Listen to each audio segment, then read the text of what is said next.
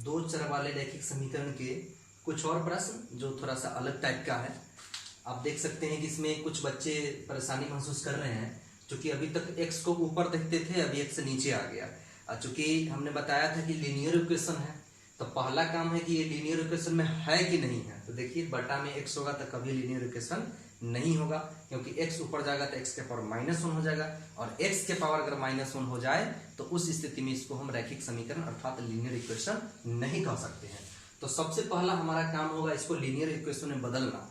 Linear equation में बदल देंगे, रैखिक समीकरण में बदल देंगे, तब जाके यह बनेगा। तो क्या काम कीजिए कि इसको एक बार लिख दीजिए फिर से। 9 को हम अलग करके अगर लिखे तो 9 × 1/x तो लिख सकते हैं ना, फिर 4 को अलग करके लिखे तो 1/y भी लिख सकते हैं, इक्वल टू 8। इसको मान लीजिए इक्वेशन फर्स्ट। उसके बाद उसी प्रकार से इसको हम लिख सकते हैं दूसरा समीकरण को, यहाँ जो है 13 × 1/x और प्लस 7 × 1/y इक्वल टू हो गया आपको 101। ये इक्वेशन सेकेंड हो गया। अब यहां पर इसको लीनियर इक्वेशन में बदलने के लिए 1/x को मान लेते हैं। माना कि 1/x बराबर a मान लीजिए, p मान लीजिए, जो इच्छा है मान लीजिए। मान लीजिए कि हम p मान लेते हैं, 1/x बराबर p तथा 1/y बराबर q। तो अब डाल दीजिए इसमें। इसके बाद अब क्या हो जाएगा, अब नया समीकरण क्या हो जाएगा, 1/x, तो 1/x p है तो 9p। उसके बाद क्या है -4, 1/y है तो 1/q है, तो 4q इक्वल टू 8। फिर इसी प्रकार से यहाँ 13 और 1/x है, 1/x क्या माने हैं, p माने हैं, तो 13p प्लस यहाँ 1/y है, 1/y को q माने हैं तो 7q इक्वल टू हो गया 101। इसको मान लीजिए समीकरण थर्ड, इसको 4। अब यहां पर देख लीजिए, इसको आप हल कर सकते हैं कि अब तो वैसा ही आ गया जैसा आप हल करते हैं। तो इसमें क्या काम कीजिए कि इसमें 7 से गुना कर दीजिए। अगर विलोपन विधि से बना रहे हैं तो इसको 4 से गुना कर दीजिए, क्योंकि ये दोनों को हमको प्लस माइनस वाला है, बराबर करना है। बराबर करना है तो इसके गुणांक से इसमें गुना करेंगे और इसके गुणांक से इसमें, जो पीछे हम बताएं, इसमें कोई नया काम हम नहीं कर रहे हैं। अब इसमें क्या काम करना है, गुना कर दीजिए, उस पर एक प्लस में एक माइनस में, तो निश्चित रूप से हम उसको लिखेंगे जोड़ने पर। एक प्लस में और एक माइनस में तो किस में लिखेंगे, जोड़ने पर। तो आप देख सकते हैं यहाँ पर 7 से गुना कर दीजिए इसको। तो पहले देख लीजिए क्या है, ये माइनस प्लस है तो जोड़ना पड़ेगा। समीकरण थर्ड प्लस 4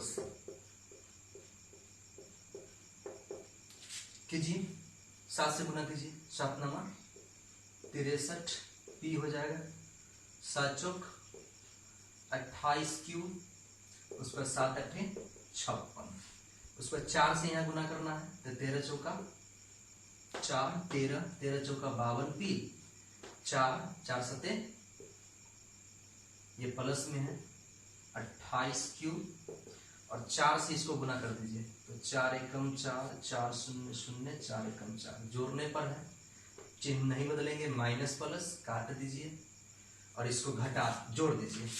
p 3 2 5 6 5 11, 115p हो गया। ये दोनों को भी जोड़ दीजिए, 6 4 10, 5 1 6 हो जाएगा, 4 4 है। अब देखिए p से 1 चौका 4, 15 चौका 7, 4 में तो लगता है कट जाएगा ना, 4 पंचे 20, 4 एकम 4, 2 6, 4 एकम 4, हाँ, यानी कि p इक्वल टू हो गया 4। अब p इक्वल टू 4 हो गया, तो अब क्या काम कीजिए, p का मान इसमें से किसी समीकरण में डाल दीजिए। तो समीकरण थर्ड में डाल देते हैं। समीकरण थर्ड में p का मान डालने पर लिखिए या रखने पर। तो थर्ड क्या है, 9p है, 9 गुने p का मान रख दीजिए 4 -4q इक्वल टू 8 है, 9 चौक 36 हो जाएगा, -4q इक्वल टू 8। 36 -8 कर दीजिए, 4q को इधर लाइए, प्लस में आ जाएगा। 36 में से 8 घटेगा तो कितना बचेगा, 28 इक्वल टू 4q। 4 एकम 4, 4 सत्ते 28, यानी कि q इक्वल टू निकल गया 7। अब हमारा p निकल गया, q निकल गया, तो जो यहां माने हैं उसमें हम मान डाल देंगे। आप देख सकते हैं पहले से जो हमारा माना हुआ है 1/x बराबर p, उसी को ले आते हैं। चूंकि 1/x बराबर p है और p का वैल्यू कितना निकाले हैं हम, 4, तो 1/x इक्वल टू कर दीजिए 4। अब क्या काम कीजिए, उलट दीजिए दोनों को, या तिरछा गुना कर दीजिए, जो कहिए। उलट दीजिएगा तो x ऊपर जाएगा, अब 1 ऊपर 4 नीचे, 1/4 आ गया। फिर हम क्या लिए हैं, माने हैं 1/y माने q को, q का मान 7 आया है, तो फिर है 1/y बराबर हम माने हुए हैं q। यहाँ पर भी q का मान डाल दीजिए, कितना है 7, बटा में कुछ नहीं तो 1, यहाँ भी तिरछा गुना कर दीजिए, उलट दीजिए, जैसे करना है कीजिए। 1/7 आ गया, यानी एक हमारा ये आंसर हो गया और एक ये आंसर हो गया। इस तरह से आप जो भी बटा वाला आपको मिलेगा इसके आगे सब बना सकते हैं।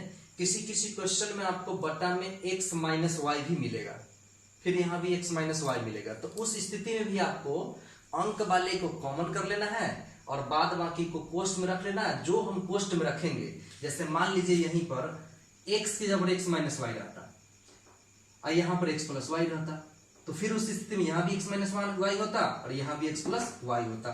तो हम अंक को कॉमन कर देते हैं, x माइनस वाई रहता, यहाँ x प्लस वाई रहता, या जो भी रहता, तो उस अंक को कॉमन करने के बाद उसको हम p मान लेते, जो कोष्ट वाला है उसको p मानते, कोष्ट के अंदर को q मानते, इसी तरह से बनाते। इसमें 3-4 समीकरण बने हैं, उसमें हो सकता है 6 समीकरण बनेंगे, इसी प्रकार से हल हो जाएंगे। तो हम उम्मीद करते हैं कि आप इस प्रकार से उन प्रश्नों को भी हल कर सकते हैं, लेकिन हम एक प्रश्न का थोड़ा सा हिंट्स भी आपको हम दे देते हैं।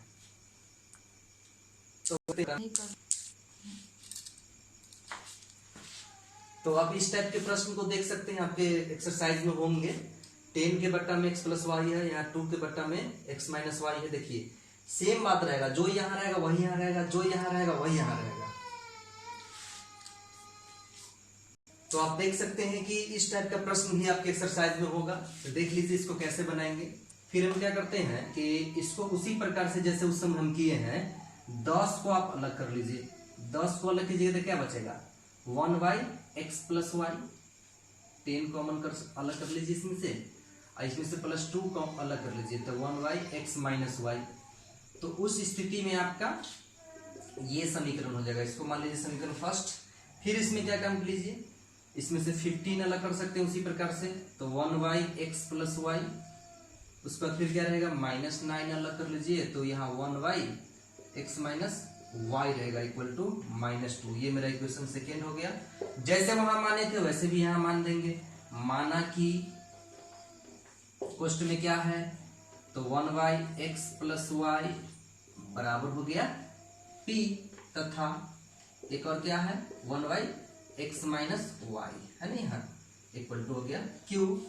अब हम समीकरण, तो अब क्या हो जाएगा समीकरण, तो अब समीकरण हो जाएगा 1/x प्लस वाई अगर p रखिए तो 10p plus 2 1/x minus Y के जब q रखिए तो 2q बराबर हो गया 4। इसको मान लीजिए समीकरण थर्ड। उसके बाद क्या काम कीजिए, इसमें भी डाल दीजिए, तो 15p हो जाएगा माइनस 9q होगा इक्वल टू कितना हो गया ये -2। ये इक्वेशन हमारा हो गया 4। तो इसमें अब क्या करना है, आप यहां से p और q का मान तो बड़े आसानी से निकाल लेंगे। जैसे आप बनाते हैं 9 को इसको गुना कर दीजिए, 2 से इसको गुना कर दीजिए, जोड़ने पर कर दीजिए p और q का मान निकल जाएगा। जब p और q का मान निकलेगा, गौर कीजिए यहाँ पर, जब p और q का मान निकलेगा तो फिर यहाँ लेके डालेंगे, नीचे से वहां लिखेंगे, तब p के जब लिखेंगे तो उस स्थिति में तिरछा गुना जो आप कीजिएगा तो आपको x प्लस वाई आएगा, x नहीं आएगा, x प्लस वाई आएगा। तो लाना तो x है, तो x प्लस वाई आ गया, तो वहां फिर हम समीकरण मान लेंगे यहाँ समीकरण 4 है तो वहां मानेंगे x प्लस वाई बराबर जो भी आए उसको मानेंगे हम समीकरण 5। फिर इसमें जब q का मान डालिएगा तो यहाँ x माइनस वाई बराबर आ जाएगा, तो वहां मान लेंगे हम समीकरण 6। उसके बाद जब x समीकरण 5 और 6 को हल करेंगे तब जाकर के आपको x और y का मान निकल जाएगा। तो इस तरह से हम उम्मीद करते हैं कि आप जरूर बना लीजिएगा। इसी तरह से गौर से आप देखते रहिए, और कोई और भी दिक्कत हो तो कमेंट करते रहिए। वीडियो अच्छा लगे तो लाइक कर दीजिए, सब्सक्राइब कर दीजिए, कमेंट कर दीजिए।